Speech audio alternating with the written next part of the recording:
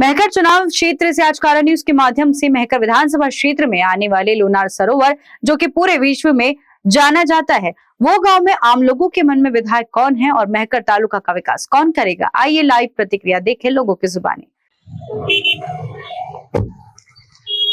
नमस्कार, मी आहे किरण शेजोळ आणि आज आपण आलो आहे मेकर मतदारसंघातील लोणार या गावी आणि या ठिकाणी आपण लोकांची प्रतिक्रिया घेणार आहोत। कोण नेमका त्यांच्या मनातला आमदार आहे आणि कोणाच्या विषयी कसं त्यांचं मत आहे जाणून घेऊ। तर लोणारकरांच्या प्रतिक्रिया, आमदार कोण पाहिजे? बोरुडे साहेब की मतदारसंघामध्ये वातावरण कसं काय? मतदारसंघामध्ये वातावरण आहे साहेब, चांगलं आहे वातावरणच काय आहे? नेमका विकास कोणाच्या याच्यात झालाय? जे काम करत ते विकास करत साहेब। विकास कोणाच्या काळामध्ये झालाय? विकास आता झालाय सगळ्याच्या काळामध्ये झाला म्हणावं लागेल, आपल्याला नाही म्हणताच येणार नाही कोणाच्या काळात झालाय म्हणून। आता मतदारसंघामध्ये वातावरण नेमकं कोणाचं चांगलं वाटतं? वाटतं दोघांचं वातावरण चांगलं, खरा साहेब चांगलं वातावरण वाटतंय, रायपूर साहेब चांगलं वाटतंय। बरं, विकास झालाय का 15 वर्षामध्ये रायमुरकर साहेबांकडून? काय झालाय काही नाही झाला, मला दोघता नाही झाला। बरं, काही खरात साहेबांच्या माध्यमातून होईल का असं वाटतंय तुम्हाला? आता खरा साहेबांच्या माध्यमातून असं नवीन वाटतं, तर खरा साहेब सचिव राहिलेले आहेत, त्यामधून काही होईल असं वाटतंय। काय सांगू? मग आपलं मतदान हे विकासालाच असेल का? आपलं मतदान विकासालाच करावं लागलं ना, जे विकास करायला त्याच करावं लागेल। धन्यवाद। राजाराम जुमडे। काय सांगताल, मतदारसंघामध्ये विकास झालाय का 15 वर्षामध्ये? काहीच विकास नाही झाला। तर कोणाच्या काळात विकास झाला मग? याच काळात विकास होणार आहे जेव्हा 5 वर्षात पुढे निवडून आल्यावर माणूस निवडून आलेलं पाटील. विकास खराब।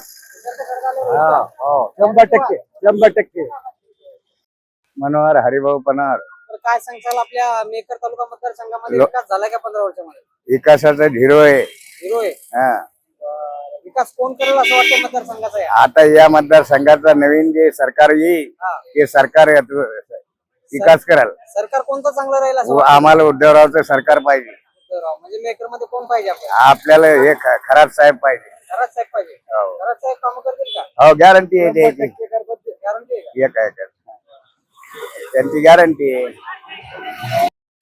दिव्या निर्वळ, तर काय सांगताल, काय education चालू आहे? BHMS first year. काय सांगताल तरुणाबद्दल जे बेरोजगारीचे प्रश्न उद्भवतात? सर, आम्हाला सध्या म्हणजे गव्हर्नमेंट कॉलेज पण म्हणजे जास्त नाही आहेत अवेलेबल आमच्यासाठी, आणि सध्या आमचे म्हणजे जे युवा आहेत सगळे हेच येतं सध्या अनएज्युकेटेड. लाडकी बहीण जेव्हा योजना चालू आहे 1500 रुपये मिळतात का तुम्हाला? भेटतात, पण त्यापेक्षा आमचं जर एज्युकेशन वर लावलं तर जास्त चांगलं होईल आम्हाला असं वाटतं. काय करावं शासनानं असं वाटतं तुम्हाला? शासनाने जास्त युवावरती लक्ष द्यावं असं वाटतं. म्हणजे सरकारने आता सध्या असं करतायत की जे गरीब आहेत त्यांना जास्त म्हणजे हे करतायत, आणि जे मिडल क्लास आहेत त्यांना जास्त होत नाहीये या योजनेचं काही. तू काय सांगशील शेतकऱ्याबद्दल वगैरे? शेतकऱ्यांच्या मालाला भाव भेटला पाहिजे, त्यांच्या सोयाबीनला तेलाचा भाव जास्त आणि सोयाबीनचा भाव कमी आहे, ते नको व्हायला. तेलांचे भाव वाढलेत आणि सोयाबीनचे भाव कमी केलेत, त्याच सोयाबीन नंतर तेल होतंय ना. बरं, आपल्याला अपेक्षित कोणतं सरकार राहील की नेमकं हे जर आलं तर भाव व्यवस्थित करेल? सरकार कोणतं यावं, तर जे आलं ते सरकारवरती तर नाही बोलू शकत आम्ही, जे येईल ते येईल समजा, पण त्यांनी विकास करावा ना, त्यांनी विकास काम करावं, बेरोजगारी कमी करावी. ज्या जीवन आवश्यक वस्तू आहे त्यांचे भाव व्यवस्थित ठेवायला पाहिजे. म्हणजे आपलं जे मतदान राहील ते विकास कामाला राहील. हा, विकास म्हणजे ज्या दैनंदिन रोजच्या गोष्टी आहेत त्या कमी भावात कराव्यात असं वाटतं. संकेंद्र आमचं नाव आहे, आम्ही मराठवाड्यातून विदर्भात मालिकाला येतो। हे जे भाजप सरकार आहे ना, हे सगळं लुच्चाड सरकार आहे। काम करत नाही का? या सरकार काम बी करत नाही, कोणा मालालाही भाव नाही, आणि कोणा गोष्टीला ऐकत ते नाही त्या गोष्टीचं। मग आता आलं तर शिवसेनेचं याच उद्धव ठाकरेच सरकार आलं पाहिजे, आलं पाहिजे। खान पठाण। बरं, काय सांगताल, विकास होत आहे का आपल्या मतदारसंघामध्ये? नाही, कशाचा विकास नाही, त्याच्याचा विकास नाही। 15 वर्षामध्ये काय विकास झालाय? काहीच विकास झाला नाही। इकडे सगळ्याला प्रत्येकाला 300-300 रुपये रोज आहे दादा। हे पाय गाडीवाला रेल्वेवाला आहे, गरीब माणूस आहे, हे खायन का पोट भरण याचा विचार करा तुम्ही। 300 रुपये रोज भर लागते एकेकाला। हे फुटपाथवर इथून इकडे कधी गाडी लावलं तर ते बुवा कलमा करते।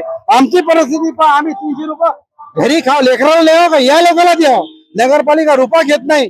पण आम्ही या बायचा निश्चित केलेला आहे का मशालला वोट देऊ, उद्धव साहेबाला, शरद पवार साहेबाला आणि आपले नाना पटोले, राहुल गांधी यांचे हात बळकट करण्यासाठी, आणि आपला खात महाराष्ट्र वाचवण्याकरता आम्ही प्रतिबंध आहे। आणि आम्ही शपथ घेतो का आपला महाराष्ट्र वाचायला पाहिजे. या लोकांना छत्रपती शिवाजी महाराजांचा स्टॅच्यू पाडला, छत्रपती शिवाजी महाराजांचा अपमान केला, ते आमचा बी अपमान झाला त्याच्यामध्ये.